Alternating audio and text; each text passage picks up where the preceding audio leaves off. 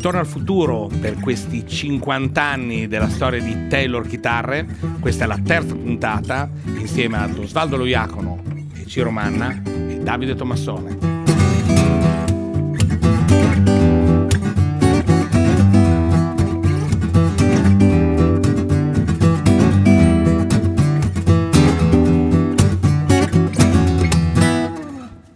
Wow. Ritorno al futuro, perché ritorno al futuro? Perché non è facile raccontare la storia di questa prestigiosa azienda con tanta storia, 50 anni sono tanti, pieni di prodotti, rispettando veramente la timeline alla perfezione. Sono puntate dove abbiamo i musicisti che suonano, quindi diamo spazio alla musica piuttosto che a una timeline perfetta. E ritorno al futuro perché?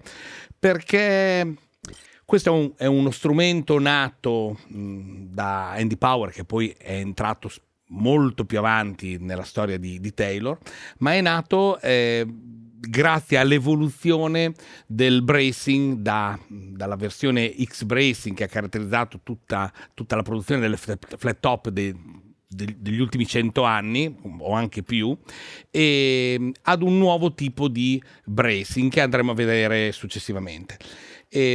Questa serie è la serie 17 che stiamo provando. È una serie che si chiama Grand Pacific, è uno shape che diciamo prende un po' spunto dall'unione di due forme tradizionali, è per questo che parliamo di tradizione di Ritorno al futuro. E la parte alta sono round shoulder, sono spalle arrotondate, la parte bassa invece, la parte piuttosto abbondante, è un po' come se si fossero innestati insieme la forma Dreadnought nella parte bassa e la forma Jumbo relativa alle produzioni di casa Nashville. Questa miscelazione è stata possibile solo grazie all'inserimento del V-Class nella tavola. In questa maniera, con anche l'aiuto di un manico un po' più sostanzioso, generoso, e con la scelta, in questo caso stiamo parlando di due Builder Edition, in particolare la 5.17 Builder Edition e la 7.17 Builder Edition, Mogano e Abete, Palissandro e Abete, sono riusciti in casa Taylor a ottenere veramente un prodotto che riprende il passato, ma con la consapevolezza e l'avanzamento di tutti quei dettagli tecnici che non stiamo a replicare, ma certamente il manico con l'incastro a bolt, l'NT neck e tutta la costruzione che c'è attorno a uno strumento di questo valore. E direi di ascoltare qualcosa da voi e rendere omaggio a questo ritorno al futuro, ritorno alla tradizione. Queste chitarre sono uscite nel 2018, è per questo che stiamo avanzando nel tempo fuori dalla timeline tradizionale. Prego ragazzi.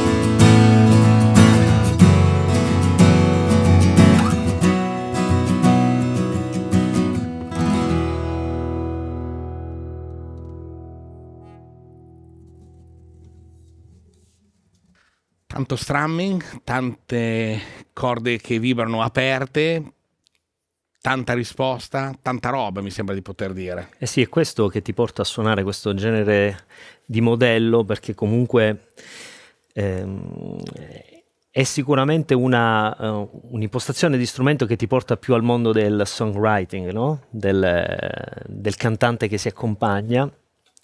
E lo fa con uno strumento che ti garantisce una certa corposità e al contempo un'intellegibilità che non viene mai meno, per cui ti permette di suonare con una consistenza di basse e di medio-basse. Di tanta roba, di tante frequenze. Esatto, di medio-basse e basse in generale, però sempre con quell'intellegibilità del cantino che ti permette, come abbiamo fatto in questo esempio, studiato apposta per mettere in evidenza queste caratteristiche, ti permette di avere quei bordoni acuti che mixano un po' e creano anche arrangiamento, no? Per cui complice probabilmente anche la scelta del legno, che probabilmente conferisce questa setosità al suono, questa pienezza che non è mai super brillante, per cui hai la pienezza.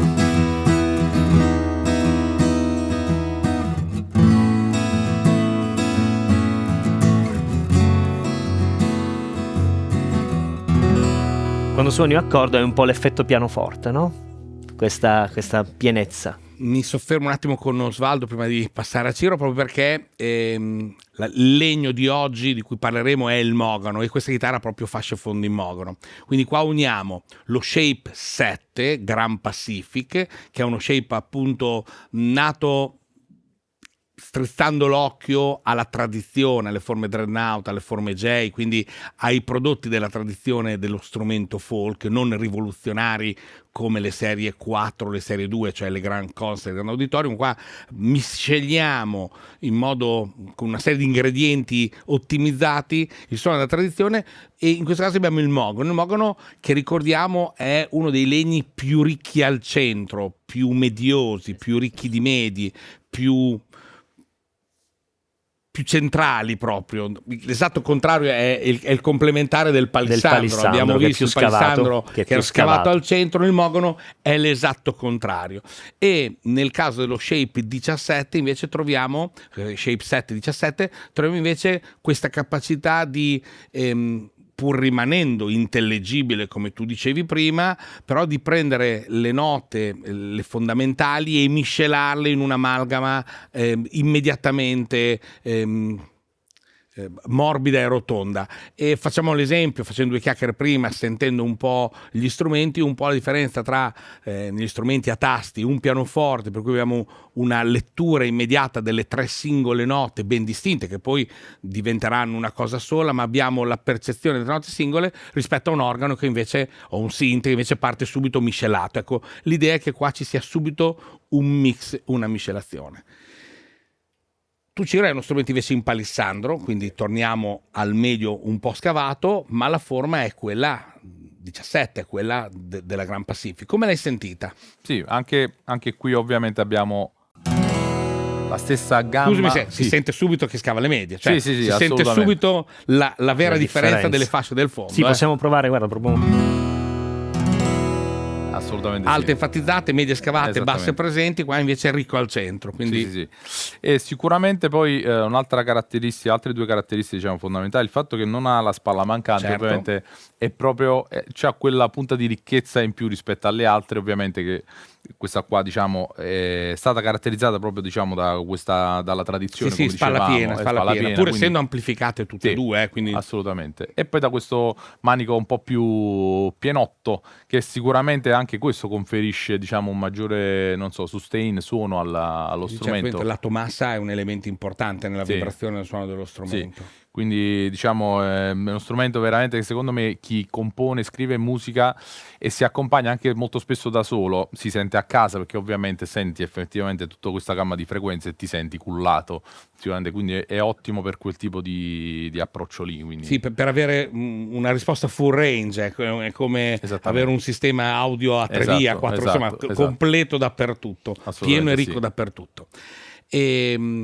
Abbiamo lasciato un po' indietro la storia dei nostri eroi, di Kurt Listug e di Bob Taylor. Li abbiamo lasciati rilevare l'azienda nell'83 e partire a testa bassa nella produzione di strumenti, grazie anche a un po' di tecnologie sviluppate non in collaborazione ma con uno scambio di opinioni con alcuni costruttori che all'epoca stavano lavorando già molto bene, Lo Prinzi e Larivée, Jean-Claude Larivée. C'è un bellissimo rapporto tra di loro, è molto bello vedere questi colleghi, sempre il filo conduttore della relazione, l'abbiamo usato fin dall'inizio, la relazione tra i soci, relazione con i musicisti, relazione con i collaboratori e relazione con i rivenditori. In questo caso relazione con i colleghi, quindi con Lo Prinzi e la Rivé nasce un'amicizia, un rapporto, e i giovani Cart e Bob accettano ben volentieri i consigli di questi già due maestri, avevano già delle aziende che stavano già producendo molto bene, quindi nasce una piacevole e proficua collaborazione, per cui si incominciano a inserire nuovi macchinari. Avevano detto che Bob Taylor era molto legata alla tecnologia e all'efficientamento della produzione, quindi arrivano le prime CNC, le prime macchine per tagliare, e incominciano a ragionare su come fare a piegare le fasce nel modo più veloce, ma più che altro con meno scarto, meno rischio di rottura e con più precisione possibile. Poi è chiaro che dopo anche la velocità diventa un elemento importante. Incominciano i rapporti con gli artisti, quindi Leo Kottke, avevano detto Beppe Gambetta anche, ma Dan Crary, diciamo Leo Kottke e Dan Crary sono i primi due modelli signature che nascono in casa Taylor, ma anche una collaborazione non diretta, indiretta e un po' più anonima con il buon Prince, che richiede a un negozio della zona una chitarra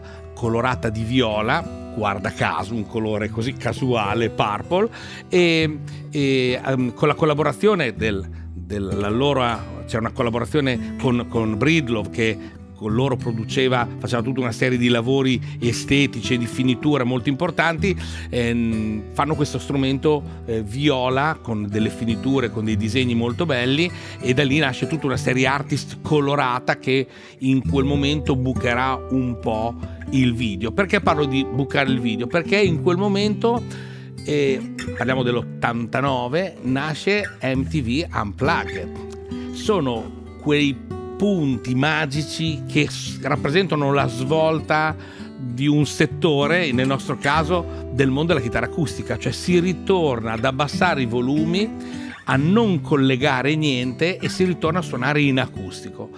È chiaro che è un fenomeno che prima buca in America, poi arriva anche in Europa, anche in Italia, ma ha permesso di ritornare a fare musica acustica, che si era un po' persa nel boom degli anni 70-80, rock, prog, musica da discoteca, cioè tutto amplificato e tutto forte. Si fa un passo indietro e questo viene assolutamente percepito in modo molto positivo sia da Cart, Eastwood, che da Bob Taylor, che a quel punto lo buttano giù il piede sull'acceleratore nella produzione e cominciano ad aumentare il numero di modelli e il numero di serie.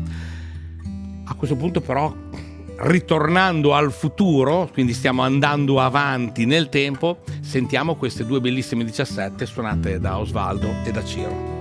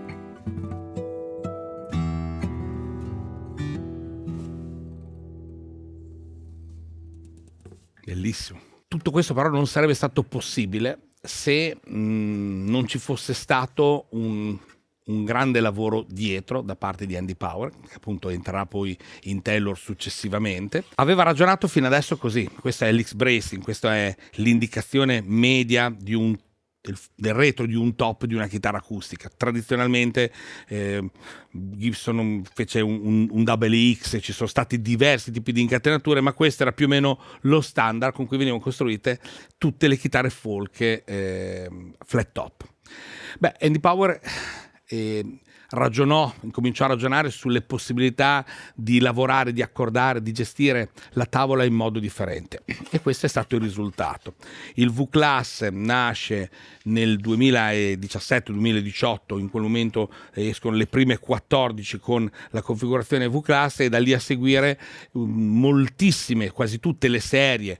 In realtà ci sono ancora serie di prodotti che montano l'X-Bracing, però la maggior parte della produzione Taylor è caratterizzata da questo tipo di incatenatura che prevede nel punto del ponte una specie di plate a forma di leggero funghetto, permette la lavorazione delle catene sviluppate in maniera diversa, che sia proprio un po' grezza ancora nella sua finitura, ma il disegno è questo.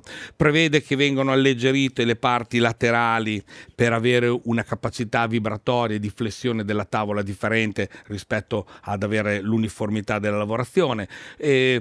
Prevede anche un'interazione con le fasce col fondo, che nel frattempo erano cambiate come incatenature e sono incatenati in modo differente, serie per serie, modello per modello, per cui non la solita divisione squadrata e tradizionale, ma un lavoro di interazione tra fasce e fondo e la tavola.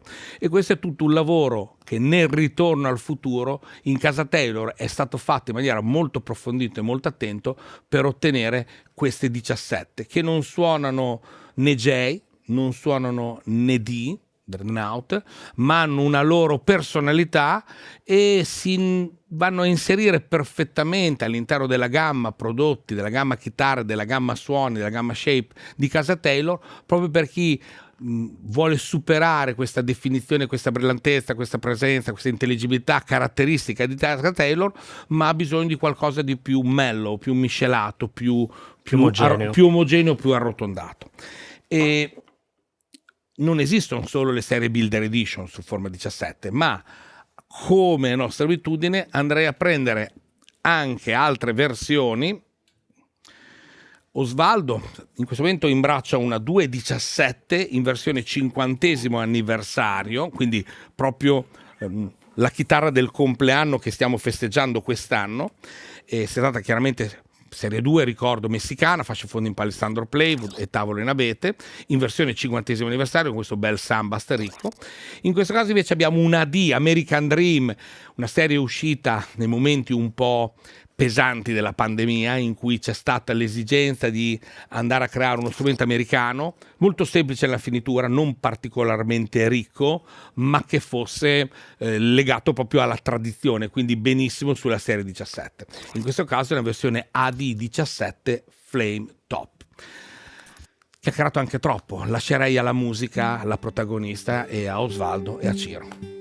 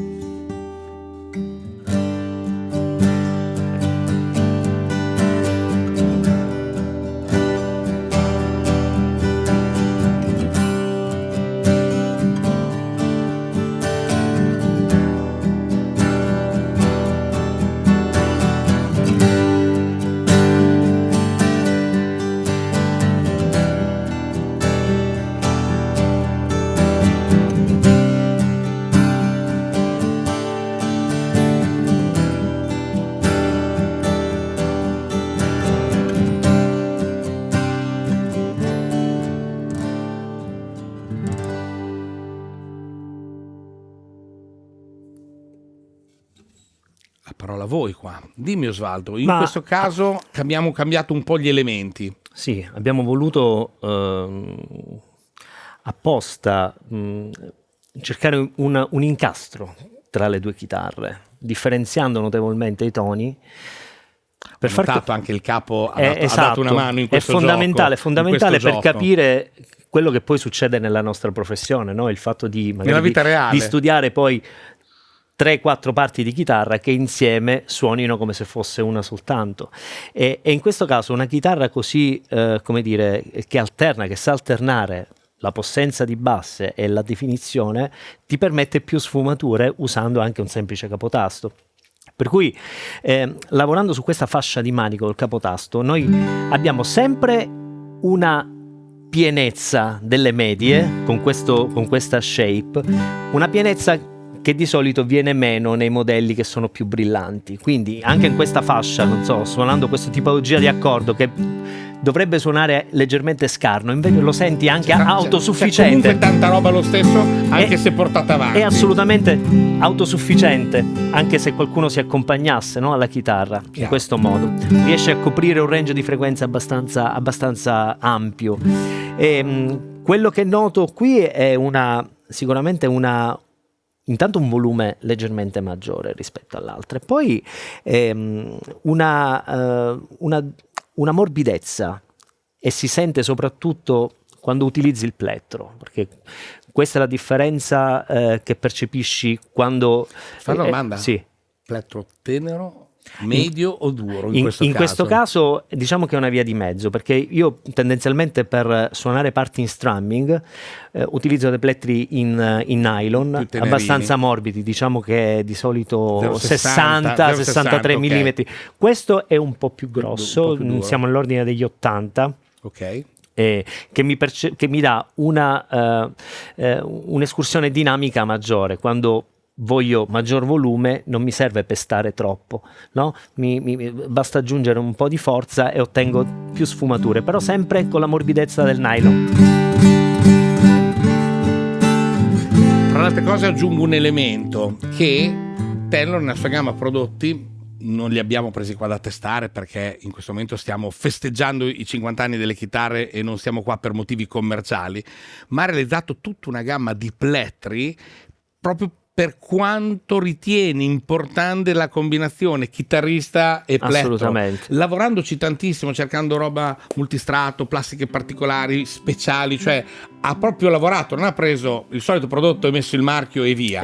Cioè ha ritenuto tantissimo importante anche questo discorso. Discorso analogo lo fa con tutta una serie di accessori. Il catalogo di accessori Taylor è vastissimo, di uno in particolare ne parleremo nelle prossime puntate, legata all'umidità, a cui do molta importanza, ma ha tutta una gamma di prodotti, tra cui i capotasti, i plettri, le tracolle, cioè lo slide, su cui anche c'è un discorso di sostenibilità. Quindi anche lato accessorio, in realtà negli anni, con il ritorno al futuro lo possiamo anticipare, ha inserito tutte queste cose perché sono parti integranti del vostro lavoro. Quindi ascolta, come ho detto, il musicista, e sul musicista poi ci lavora. Scusami se ti ho interrotto, ma era importante questo. È importante. Poi voglio anche, al di là delle differenze con lo strumento precedente, mi riallaccio anche alla struttura in generale della chitarra, che ha una forma che si colloca perfettamente tra diciamo le jumbo e le dread, e questa cosa dà una vestibilità della chitarra che si suona bene da seduto, che si suona bene anche in piedi, nonostante l'apparente scomodità dell'assenza della spalla mancante, no? Che potrebbe per alcuni essere un fattore determinante. A me personalmente piace tantissimo la doppia spalla. Preferisco sempre la chitarra completa, perché, non so, magari anche Ciro dava questa interpretazione del fatto che sia più completa, no? come se non mancasse nulla, però mi ricorda i vecchi fasti degli anni 60, no? I primi chitarristi perché folk. Noi abbiamo tutti i capelli già bianchi, un po', diciamocelo pure. E siamo un po' legati un po' a questo fattore anche di nostalgico, però è una chitarra super completa che si adatta perfettamente a chi vuole comporre, chi vuole esibirsi dal vivo, chitarra e voce, e a chi vuole far sentire anche la presenza proprio della chitarra ritmica. Sì, Della sì, chitarra forse è ritmica. proprio questo, cioè la chitarra ritmica tradizionale, proprio la più classica, forse non ha necessità, nonostante col capo poi ti sposti un po' più indietro, di arrivare effettivamente al 14°, al 16°, al Esatto. 17° tasto. Sì, infatti. In questo non utilizzo, tanto vale chiuderla a pari Esatto. e mantenerla nella tradizione. Esatto. È logico che la maggior parte di questi strumenti sono poi amplificati, l'utilizzo che se ne fa spesso è un po' più abbondante, un po' più versatile, Esatto. molto spesso la spalla mancante diventa elemento di comodità e gioia Esatto. perché poi ci si arriva, People always ask this question, how does cutaway affect? And when someone says, does it affect, they usually say, does it take away? Does it detract? Sometimes, with a sparkle in my eye, I go, yes, it affects it. It makes it better. Oh, okay, because people assume that any change that you make is going to make the guitar worse. So yes, it affects the tone in this way. It makes a little less air volume so that the resonant frequency of the guitar can change a little bit. Who can notice that? In the practical world, nobody. That portion of the guitar isn't really vibrating. It's there to hold the neck on. And so when you put the cutaway, that same grand auditorium with a cutaway, grand auditorium without a cutaway, I would say 1 out of 100 people would notice there's a difference. And I would say that same person wouldn't prefer one over the other. And so usually when I'm talking to someone and they go, what does that do to the sound?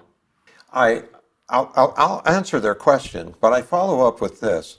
But it doesn't matter what it does to the sound. Play that guitar and it sounds how it sounds. And you don't have to worry about what that guitar would be if it had this or if it did not have that.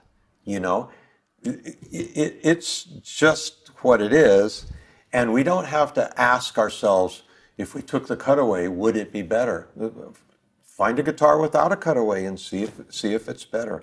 So it's a very, very practical answer to a question that can barely... The difference is so slight that it doesn't really matter.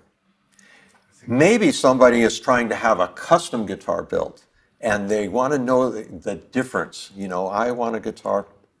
I still can't answer that question because I usually say, if you find a guitar you like, buy it. Sometimes when someone's having a bespoke guitar made for them, they're dreaming of how they want it to be. And when it comes in, it might not be what they were dreaming of. They may be. One mistake that guitar buyers make sometimes is they find a guitar they love and they say to themselves, if I love this humble guitar so much, how much more will I love a guitar that I had everything put on it that could be put on it? And then they get that guitar and maybe they loved the humble one more, but they can't admit it because they're invested into this. And so I like making custom guitars that are more of an appointment or wood combinations that people make because they have experience with them. But it's really quite difficult to say, here's how a guitar would sound different with a cutaway or without a cutaway. I have no capacity to do that. Per te, Ciro, dimmi, tu hai provato questa D americana, diciamo finitura semplice, top in acero, inusuale, credo che sia l'unico strumento col top in acero, non credo di sbagliarmi. Come ha suonato questa 17 sente. con l'acero? Si sente che l'acero è un po' più pungente, infatti era bella brillante, nonostante il suono è molto più aperto. Ovviamente complice anche il plettrino sottile di cui parlavamo prima, che ovviamente se usassi il plettro che ha usato Osvaldo, ovviamente il suono si scurisce un po'. Invece così qua giocano anche il campanellino la differenza delle corde, perché sì, anche sulle corde ci sono delle differenze. Voglia. Però in generale comunque questa è tutta un po' più brillante, tutto un po' più presente, tutto un po' più aperta. Sì, ma devo dirti, guarda, negli anni registrando sempre dischi, eccetera, brani, fondamentalmente le frequenze che funzionano sull'acustica su queste, Cioè che se mi ricordo le prime registrazioni, sai, la chitarra più era cicciotta e più mi piaceva, ma inevitabilmente tu andavi a registrare il fonico quando faceva il mix, faceva dei tagli ovviamente sulle frequenze basse che ovviamente davano comunque noie ovviamente agli altri strumenti, tipo il basso o altri insomma che stavano su quelle stesse frequenze per evitare. Sì, certo. E quindi ovviamente questa è la gamma di frequenze. La stringi di più, ma la parte un alta po' in alto, esce di più. Questa serve perché c'ha l'effetto anche shaker, no? Se vogliamo, no? Quindi... l'effetto del suono del plettro sulla corda anche un po', che si deve sentire un pochettino. Questo campanellino, diciamo così, è micidiale, serve tantissimo all'acustica. Poi vedi, io batto sempre lo stesso fatto, intonazione, che è una cosa che per chi registra è una maledizione quando questa cosa non ti accompagna. E infatti mi sono capitate chitarre dove dovevo accordare tasto per tasto, se agivo in questa parte qua dovevo accordarmi. Perché poi tornando qua, ti cambia. Quindi questo era un bel problema. Invece con Taylor questo problema non esiste praticamente. E poi la sezione di manico qua rispetto a quella di prima comunque è più ammorbidita, diciamo, rispetto a quella di prima. Questa è un'altra cosa che ho notato. Guitar makers have been chasing intonation for decades, trying to get the intonation closer and closer. And Taylor guitars from the early days have been able to provide what people have described as good intonation. What is intonation? The ability for notes to harmonize and not have a beating pattern to them. Some people say I go up the neck and it goes out of tune. That's one form of bad intonation. Another form of bad intonation is you tune your guitar to a tuner and you play an E chord. Oh, that sounds good. Then you play an A chord. Well, that sounds good too. Then you play a D chord. Oh, and you want to reach to the B string and go like this. So now you play a G string. Oh, now you want to reach to the E string and go like that. And trying to get that guitar into the average place where everything's in tune. So people compensate nuts, they make fan frets, they make notch frets, they make, and you can't arrive there. Also, it depends on how a person plays. If a person plays bar chords, that's one style of playing. If a person plays, 2 or 3 finger chords with open, they're changing the chords, and people are playing like that nowadays. If they play down here, if they play leads up there, that intonation can get in the way. So we've always tried to have frets that are accurate. We have a nut that is half the distance of a fret tang forward. I won't go into that, but it is. There's 2 theories of where a nut should be, and we pick one of them, right? And then our saddle is at an angle, and it's compensated, so each string is a little bit different. You see it on electric guitars where you move it back and forth to try and take care of that. Curiously enough, the V-Class guitar is almost perfectly intonated. And what did we do to the string, the fingerboards, the saddle? Nothing. It happened on the top. So an X-Brace guitar, and we've made a lot of them, and we still make some of them. If you took a laser, there's laser interferometry photography that can see something vibrate. It's, I'll give a description. You have a swimming pool, and one kid jumps into it and it makes a wave. And another kid jumps into it and it makes 2 waves that clash. And pretty soon the whole party is in the pool, and the pool is just, it's chaotic. So a guitar top can be very, very chaotic, and it can actually play notes that the string's not trying to play because of the interaction of all these waves. And that can cause misalignment of intonation.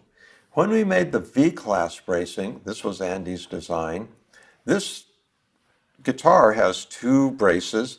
They're at an angle because we have a sound hole. But if you add a violin or an archtop guitar, it has 2 straight braces. So this guitar works more like a dipole, and it vibrates back and forth across those. And because of that, it's more orderly.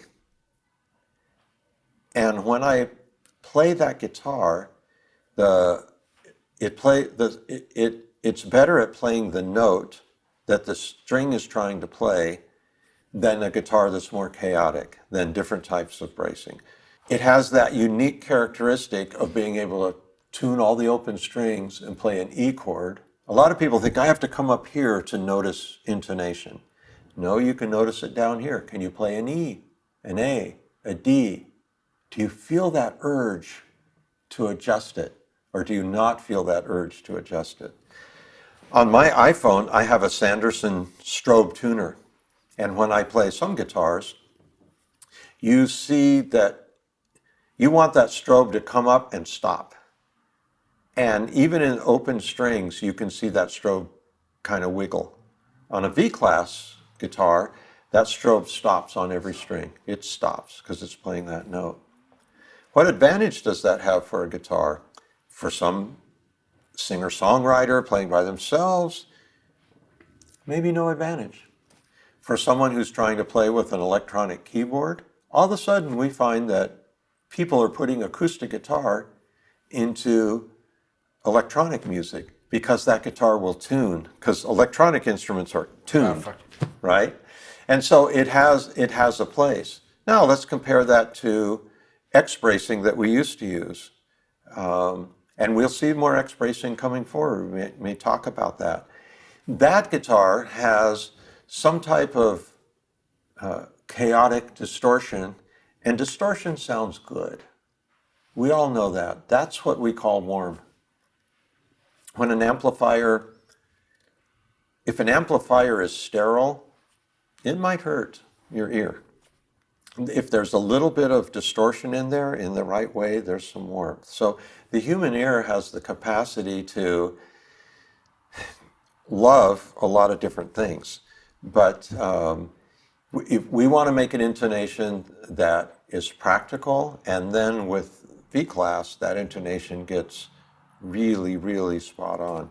And I think that the advantage of that is you find guitar in more music, or players, they'll say, well, I've never played triads up here on the seventh. I just don't play these notes on guitar because I get there and they're.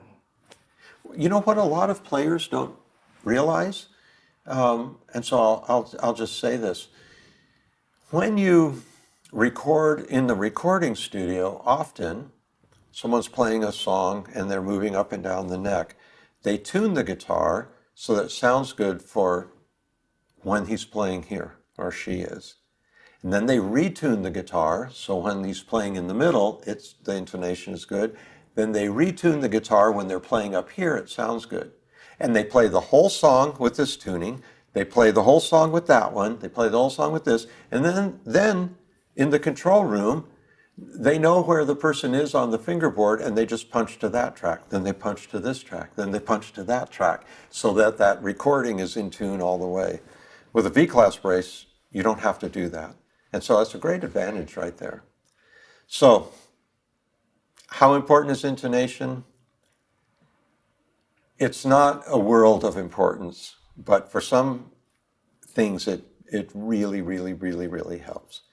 I say you want to be in the ballpark of tone, and the ballpark of good intonation. Now there's a lot of things that you can be, but you don't want to be outside of the ring of what you think is good. And then the rest of it you can use the rest of your life chasing perfection, which we love to do, but there's no end. It's a quest with no destination. Però per il resto sempre grande suonabilità, ovviamente il fatto della spalla piena non ti spinge più di ad tanto andare oltre, ti fa lavorare la chitarra per quello che esatto, questo è più secondo me per accompaggamento, proprio per stare nella forma canzoni, colori belli, a parte più alte, un po' come ci siamo anche diviso con Osvaldo, ma di base è uno strumento per accompagnarsi alla grande, stare comodi. Accompagnare solo, oserei dire, se passa la battuta, non so se arriverà a tutti. E effettivamente 17 e 17 questa forma ha proprio un po' spaccato il percorso che Taylor aveva fatto fino a quel punto, perché proprio grazie al V-Class, senza il V-Class Andy Power non sarebbe riuscito, così ci raccontò al NAMM alla presentazione, a realizzare questo strumento, questo suono che ha una sua personalità, cioè prende la tradizione ma suona a modo suo, suona a modo Taylor, è una miscelazione tipicamente Taylor, non è copia di niente, di nessuno, non ci sarebbe niente di male nell'essere copia di, però sicuramente c'è molta personalità di Power. E la cosa dell'intonazione è molto interessante perché proprio col V-Class, in modo casuale, fatto il V-Class, progettata l'incatenatura, fatti vari esperimenti, si sono resi conto proprio che nella seconda ottava il tutto risultava, già la Taylor era comunque già intonata, ma ancor più la mancanza di battimenti nelle triadi, più precisa, tasti nelle ottave, era ancora più precisa. Quindi è stato proprio il V-Class che ha dato questo modo di vibrare della tavola, eliminando l'X e portando queste due aperture, due bracing laterali, questo suono sicuramente ancora più intonato. Non è stato progettato.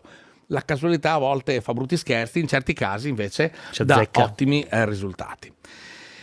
Quindi, per concludere, 17 forma Grand Pacific, abbiamo parlato del mogano, abbiamo parlato del V-Class, dell'incatenatura, e abbiamo raccontato un po' questa meravigliosa occasione che è stato MTV Unplugged e l'inizio a quel punto di un nuovo percorso acustico e di una nuova spinta che dà di nuovo vigore alla produzione di Carter Lissug e Bob Taylor. Con questo è tutto, vi saluto e vi ringrazio. Un ultimo jingle vostro, perché non posso finire io parlando, ma ci volete voi che siete molto più importanti in questo contesto.